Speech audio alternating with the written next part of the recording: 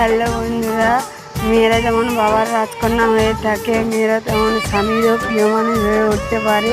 এই ভাগ্যটা আমি পেয়েছি। বাবার কাছে যেমন বাবার রাজকন্যা হয়েছিলাম, স্বামীর কাছেও তেমন স্বামীর প্রিয় মানুষ হয়ে আছি। এই দেখুন তার প্রমাণ। আমার বাপ যেমন আমায় বিপদ আপদে সব জায়গাতে আগলে রাখে, তেমন আমার স্বামীও আমাকে সব জায়গা থেকে আগলে রাখে। কোনো আঁচড় আমার গায়ে আমার বাপ যেমন আসতে দিত না, আমার স্বামীও তেমন আমাকে কোনো আঁচড় আসতে দেয় না।